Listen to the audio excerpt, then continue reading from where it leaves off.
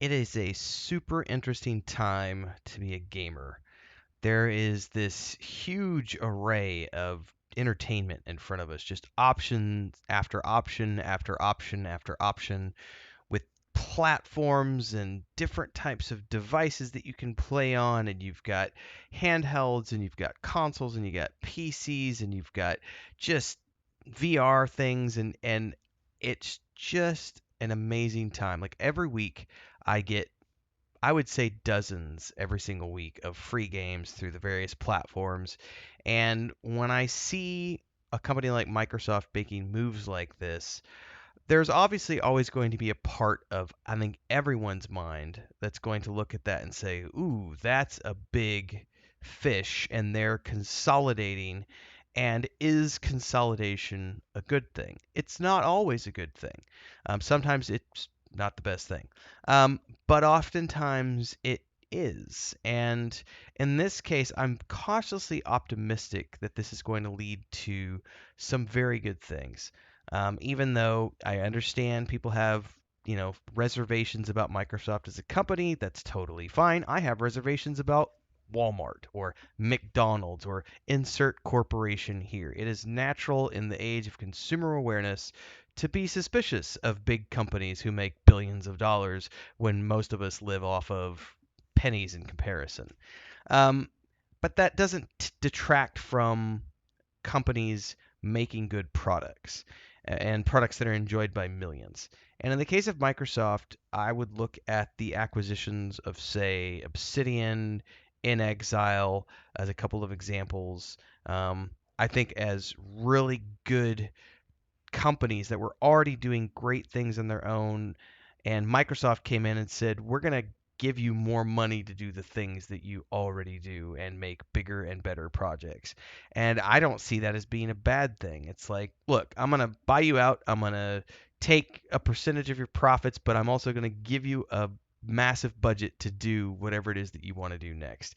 I think I heard recently that Josh Sawyer from Obsidian was joking that he's thinking about pitching a $120 million budget for Pillars of Eternity 3, and I'm like, hell yeah, I would love to see that happen.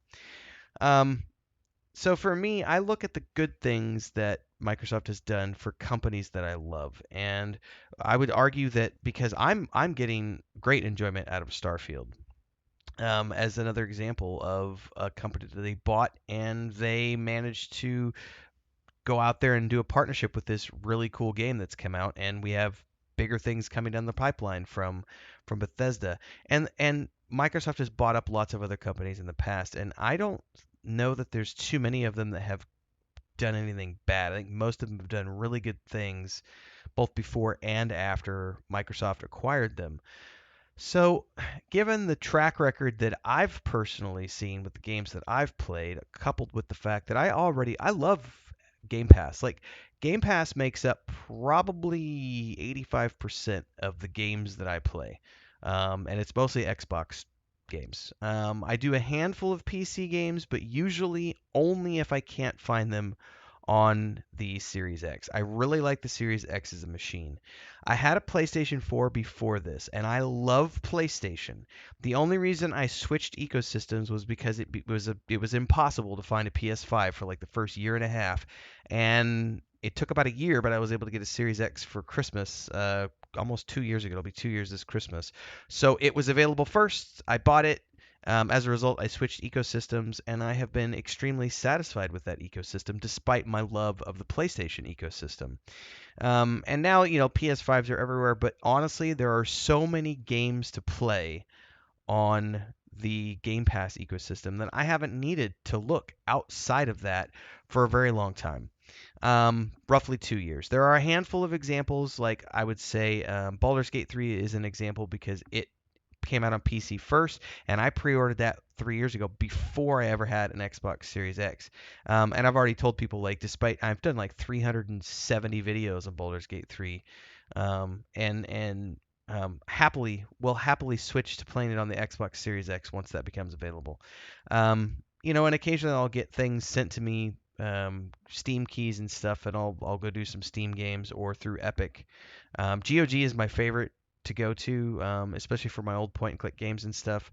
Um, But I was like I said, 85%, 90% of my gaming is done on the Xbox, and I'm very happy with the ecosystem. So this purchase of Activision Blizzard, um, it's going to be very interesting for what it brings to the fold. I know some people have worried about, oh, Call of Duty stuff and Microsoft does exclusives. Oh, bad Microsoft. Well, guys, come on. PlayStation does exclusives too.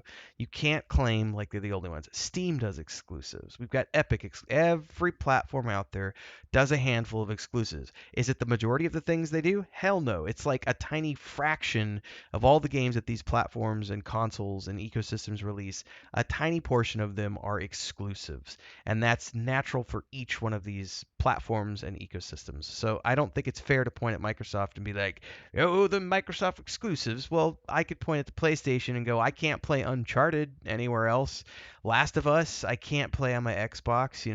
Horizon, I can't play that on my Xbox. Like, there are examples I could look at, and I remember for a long time on the PlayStation, I looked on fondly at the Halo franchise and felt like I was missing out because I grew up on the Halo franchise for the first, what, two, three consoles, and then was traveling for so many years, I got out of console gaming until I got the PS4. I skipped a generation. So there was like 4 or 5 Halo games that I missed out on. And it sucked. But at the same time, it was like, it is what it is. I'm not going to be able to change that at this point in time. So maybe in the future we'll get away from exclusives. But for now, that's par for the course for everybody. So I don't really look at that as a necessarily downside. But especially with Call of Duty, they've shown that if push comes to shove with something that's as big enough as Call of Duty, they will compromise. And that's because I think Sony is a big enough rival that you have to compromise with those big rivals. Signing the 10-year contract for Call of Duty and keeping that on all platforms is a great start. And hopefully that leads to a bigger and better friendship and ecosystem and business relationship between the two giants. And hopefully we see stuff like that coming down the pipeline in the future for other games. But in the meantime, I think I'm on the fence of hoping that Microsoft does what it's already done, which is go back to these companies that they've purchased and say, why don't you continue doing the big, the things that you do good, but also go back and look at some of these franchises that were big deals 15, 20 years ago and that haven't seen a new entry, and let's get something out. Let's put something in there. Obviously they will still produce Call of Duties, and doesn't no, that's EA. EA does the FIFA games, which is not even FIFA anymore. It's something else because they lost the FIFA license. Well, they didn't lose it; they chose not to renew it. Um, but I think that I had a lot of fun with Warcraft over the years. I am not compelled to play that, even if it comes to Game Pass. I don't think I will. There's always the chance. I do like modern Warcraft. But it's just I've played MMOs over the years, and I don't care to play MMOs anymore. Diablo, I like all the Diablo games. They have their pros and cons. That coming to Game Pass, I think would do good things for Diablo. But there's just I see there being lots of potential here and lots of upside, and not a lot of downside. Now, I think the one elephant in the room that everyone is, upset about is that it looks like Bobby Kotick is going to be able to be basically get the rich man's exit, which is what all rich men get, regardless. I mean, it takes a lot to bring down a rich man. I mean, you got to have. I mean, I'm looking at the why am I blanking on his name? One of the two brothers that did all the Tarantino movies. Wachowski. What is his name? I don't remember now. The big gnarly looking dude of the two brothers from the Me Too movement. It took a lot to take that guy down, and those are some um, pretty gnarly accusations and actions. And I think that with Kotick, you're looking at stuff that isn't necessarily of the same level. And he overseen some sketchy stuff.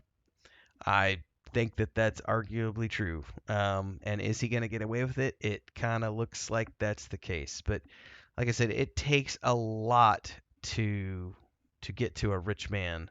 when they're at that level of rich. And that's just the world we live in. It sucks, but at the same time, it is what it is. The outcome to this is that hopefully, even though he's going to get away with his umbrella, um, the good thing to all of that is that he will be gone. And that means hopefully that Microsoft will be able to get Blizzard Activision back on course to being a company that fosters good working environments and good people, as opposed to, having these scummy things come to light because the company operated with this, we're untouchable mentality, the rockstar mentality. So I see lots of upside to this. Obviously, I could be wrong on all of it, and it could go up in smoke in the next 2 years, and it could be a horrible deal, and all the naysayers might be able to come out of the woodwork and be like, "I told you so." But I look at this and say I don't have anything against it. I think that sure there's anti-consumerism elements in there because they just want to create products, but I'm a consumer of products. I like to be entertained. Someone was trying to get me to admit that these like 4 games were like horrible games and we should hate the companies behind those games. And I was like, why? I like those games. I like all games. I like all TV shows. It's really hard for me to find something that I dislike enough to not want to watch it or play it or something. And even if I don't like the movie or I don't like the game, I have never felt the need to like go after the company. Why? Like companies make hundreds, big companies make thousands of games per year, and they might have a handful of bad apples in that bunch, but you're gonna have, if you go out harvesting apples and you're harvesting 1,000 apples into all these different bushels, you're gonna have a few apples in there that have some worms in them, they've got some dinged up skin, they're not all gonna be perfectly picked and ready to eat, you know, perfect coloring and everything else, apples. So I've always taken that approach to how I look at big companies. There are lots of things that they produce that I enjoy, very few things that they produce that I dislike, and even with the things that I dislike, who cares? I play it for an hour, I don't like it, I uninstall it, and I move on to the next thing. It doesn't impact my enjoyment of something at all.